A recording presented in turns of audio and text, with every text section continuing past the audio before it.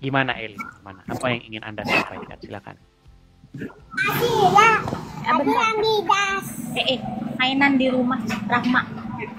Silakan Eli. Ya, ini pembahasannya masalah agama ya. Betul.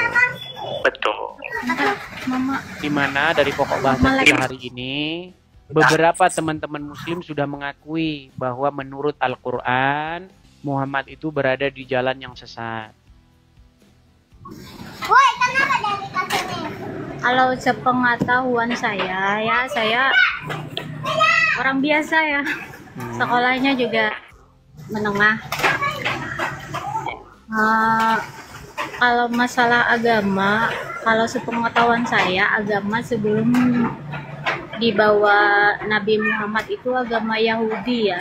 Cuma agama Yahudi itu dulunya memang agama yang diturunkan Allah ke muka bumi. Ada kitabnya loh, mereka juga dituruni kitab. Kitab apa? Kitab orang Yahudi aku kurang tahu ya, karena aku bukan apologet. Oke. Menurut Anda, mereka Oke. Menurut yang Anda ada nggak kitab-kitab yang terdahulu? kitab terdahulu memang ada. Apa itu? Kitab apa itu? Kitab Taurat dan Injil. Kalau mereka yang dituruni kitab sebelum Nabi Muhammad itu disebut dengan Ahlul Kitab gitu. Taurat dan Injil kitabnya ya, betul. Ahlul Kitab. Memang ada agama-agama yang diturunkan Allah gitu kan, bersama rasul-rasulnya dan kitab-kitabnya gitu. Oke. Kenapa nama kitab-kitabnya itu Taurat dan Injil, betul? Betul. Nah, di dalamnya terdapat kebenaran dan cahaya, betul?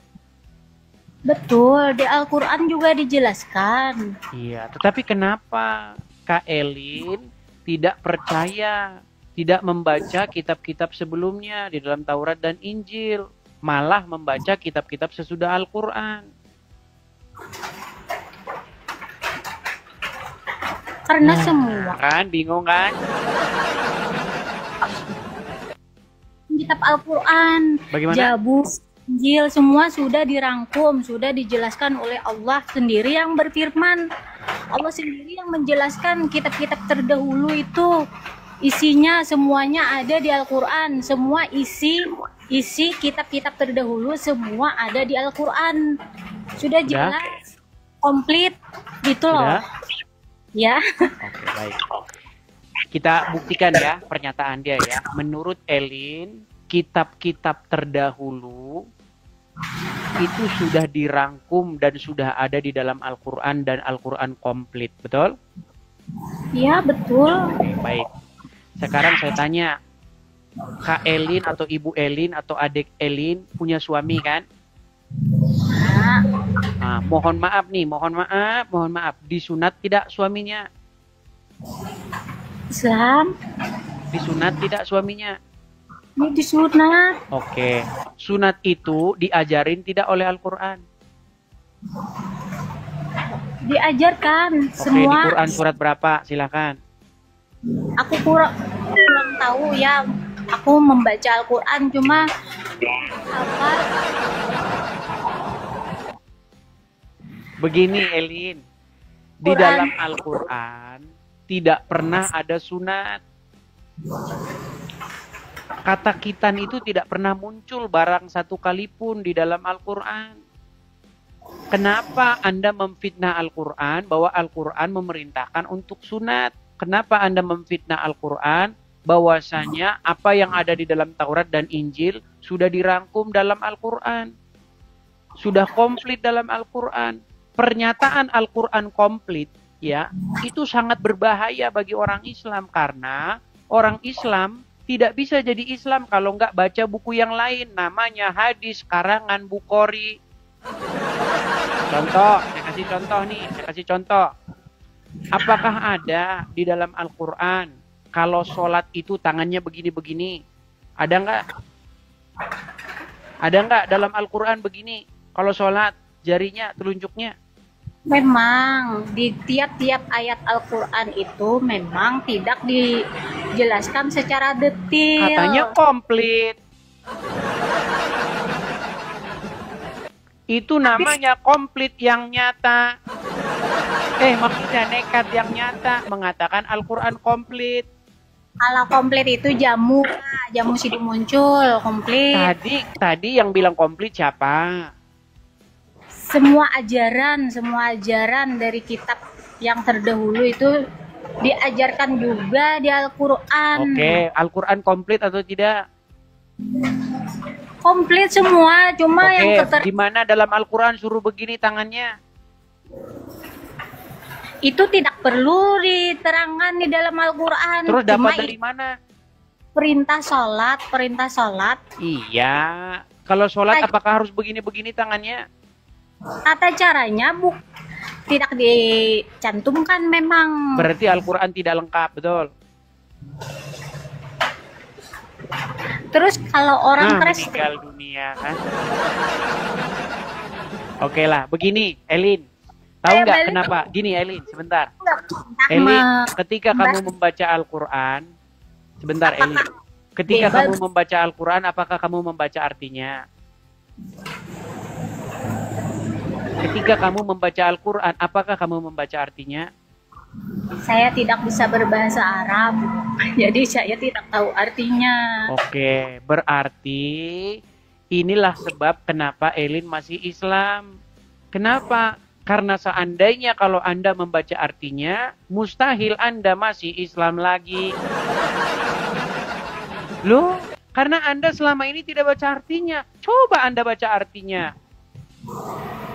Coba sekarang saya tanya nih, kalau baca ayat ini apakah Anda nanti dapat pahala? Sebentar nih. Nih ya, saya tampilkan ya.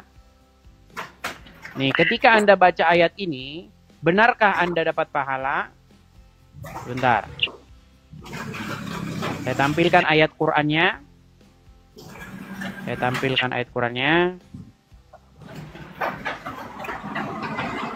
Sabar ya, sabar pelan-pelan.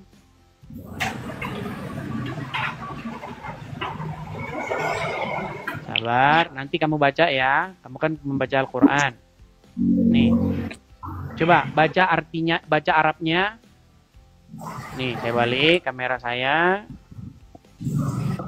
Nih, ini ayat Al-Quran nih. Surat Al-Ahzab ayat 51. Coba baca, coba. Tujzi man tasya minhunna watu apa itu ya? Kurang jelas nak. Oke. Oke, Ketika Anda baca ini Anda dapat pahala, betul nggak?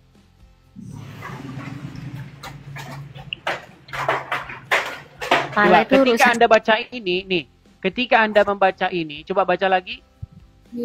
Turji man tasya minhunna wa ilaika. Oke. Sampai situ aja dulu. Ketika Anda baca itu dapat pahala, betul nggak? Menurut hadisnya iya. Oke, dapat pahala. Tapi Anda tidak tahu artinya kan? Memang tidak tahu artinya. Oke, kalau tahu artinya menurut Anda akan kaget nggak? Artinya apa itu? Oke, baik. Artinya, ini tentang bagaimana Muhammad boleh menggauli siapa-siapa yang dikehendakinya. Boleh menggauli wanita-wanita yang diceraikan. Percaya nggak? Surah Al-Ahzab ya. Oke, baik. Ini terjemahannya. Coba baca yuk. Kamu boleh menangguhkan, menggauli siapa-siapa yang kamu kehendaki di antara mereka dalam kurung istri-istrimu. Dan boleh pula menggauli siapa yang kamu kehendaki. Muhammad boleh menggauli siapa yang dikehendaki Muhammad, betul? Betul. Bentar. Kamu boleh ya menggauli siapa yang kamu kehendaki. Dan siapa-siapa yang kamu ingini untuk menggaulinya kembali dari perempuan-perempuan yang telah kamu cerai, maka tidak ada dosa bagimu. Betul? Anda jangan kaget begitu. Selama ini Anda baca Arabnya. Sekarang saya tanya Elin, masakan kamu ketika membaca ini, ayat ini, yang bahasa Arabnya ini, yang sebenarnya artinya begini, sebenarnya artinya ini, masa kamu dapat pahala? Coba, kamu boleh menggauli siapa-siapa yang kamu kehendaki, terus dapat pahala? Satu kan ya, istrinya tidak satu. Jadi memang itu ayat turun memang untuk Nabi boleh Dia boleh menggauli siapa-siapa yang dikehendaki, betul? dalam kurung istrinya kan, Iya, istri. ini loh, nih saya bacain lagi ya, saya baca ini. Kamu Cuma satu. boleh, perhatikan. Kamu boleh menangguhkan, menggauli siapa-siapa yang kamu kehendaki di antara mereka. Dalam kurung istri-istrimu. Sudah? Istri. Dan boleh pula menggauli siapa-siapa yang kamu kehendaki. Betul? Dan siapa yang kamu ingini untuk menggaulinya kembali dari perempuan-perempuan yang telah kamu cerai. Betul? Ya, Maka tidak ada dosa bagimu. Berarti Muhammad boleh nggak menggauli perempuan-perempuan yang sudah dicerai dia? berarti itu ada hukum rujuk gitu loh. Mana rujuknya? Kalau rujuk ngapain dibilang tidak ada dosa bagimu? Gimana sih? Dengar nih, Elin, bentar nih, Elin. Saya kasih tahu Elin. Hanya di Islam Misal, itu dengar, misal. Mas, Pelan-pelan, Elin. Pelan-pelan. Misal begini, Elin. Aduh, udah gelagapan dia, saudara-saudara. Elin, dengar dulu. selama 3 bulan masa idah wanita itu rujuk sama Elin, suami. coba dengar dulu ya. Dengar Tidak dulu. perlu Elin. disaksi, tidak perlu akad nikah selama masa idah gitu loh Mas. Oke, Kalau sebentar tak- Elin. Kalau begitu. orang Nggak ngerti agama Islam nggak usah itu. dia sudah ngomong terus, saudara-saudara, tanda panik sudah mulai datang, saudara-saudara. Elin, kalau Muhammad ada, tahu nggak Mas, Nabi Muhammad itu istrinya tidak cuma satu, lebih dari satu gitu loh Mas. Perkawinannya ada mengawini janda, ada mengawini anak di apa bawah umur, itu? Yang di bawah umur, bujang maksudnya. anak di Gitu bawah loh. umur ada nggak? Ada. Umur berapa? Nah, itu semua yang diperbuat Nabi Muhammad itu semua menjadi dasar-dasar hukum bagi orang Islam. Jadi tidak sembarangan Muhammad boleh nikah. nggak menggauli perempuan-perempuan yang sudah dicerai? Yang sudah dicerai boleh digauli selama masa idah Mas. Boleh dirujuk kembali Di selama mana ayatnya masa idah? Kenapa Neng Elin suka menambah-nambahi? Dan tiadalah Neng Elin itu suka menambah-nambahi yang tidak ada menjadi ada. Dan siapakah orang yang suka menambah-nambahi yang tidak ada menjadi ada? Yaitu mereka yang mengada-adakan yang tidak ada. Dan mereka itu tiada lain adalah tukang sulap dan tukang sihir. Dan siapakah orang-orang yang mengadakan yang tidak ada menjadi ada? Yaitu mereka yang adalah tukang sulap dan tukang sihir. saja gitu. Oke lah Elin. Nah, Elin, suara kamu tidak terdengar, Elin. Ketika saya bicara, kamu bicara, suara kamu tidak terdengar. Makanya dengarkan. Apakah ada di situ masa idah? itu didasari dengan hukum-hukum Bukan di ayat yang saya bacakan tadi, adakah di sini masa idah? itu karena sampean belajar hanya terjemahan saja gitu. Oke, baik. Coba. Oke, karena kita katanya belajar terjemahan. Oke, baik. Saya balikkan kameranya, saudara-saudara. Oke, baik. Coba kita cek bahasa Arabnya. Yuk, silakan. Di mana di sini? Kata yang ini, ya, perhatikan. Kamu boleh menangguhkan, menggauli siapa-siapa yang kamu kehendaki di antara mereka, istri-istrimu.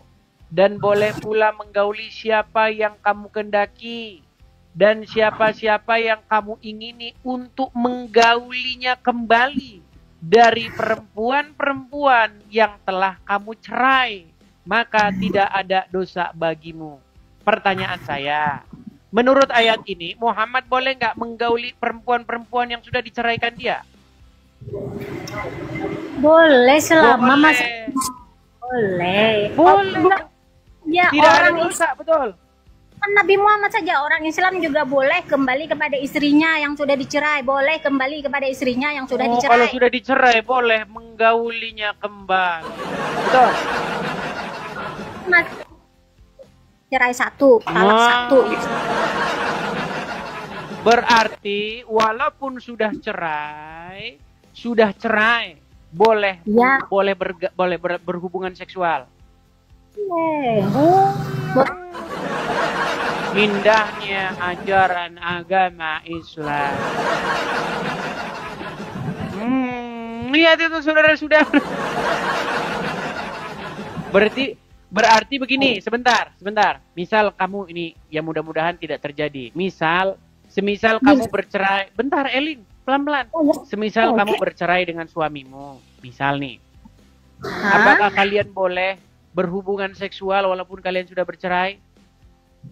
Boleh Mas, selama cerai itu masih talak satu Mas dan masih dalam masa iddah. Talak satu di mana ini? Ini di mana ayatnya talak satu di mana?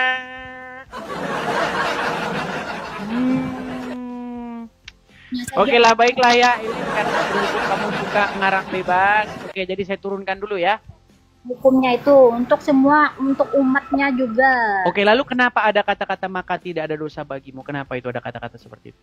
Tidak ada dosa selama itu mereka rujuk masih dalam masa iddah. Di mana ada kata-kata rujuknya? Mas, selama masih dalam talak Ya, satu. maksudnya di mana di situ ada kata-kata rujuk? Kalau ada kata rujuk, ngapain lagi dibilang kamu tidak berdosa? Namanya orang sudah rujuk, orang sudah menikah kembali setelah bercerai, ya memang gak dosa lah. Ngapain kurang capek-capek ngomong tidak ada dosa bagimu? Justru kata-kata tidak ada dosa bagimu ini menjadi satu indikasi bukti kuat bahwasanya boleh menggauli istrinya yang sudah diceraikan. Tidak ada dosa bagi dia. Tapi itu spesial bagi Nabi, bukan bagi semua umat muslim. Perhatikan, saya tampilkan bahwa itu spesial bagi Nabi. Makanya saudara-saudara hati-hati jadi Nabi. Nanti Anda dapat yang spesial-spesial, saudara-saudara. Perhatikan, nih. Saya bacakan ya, nih.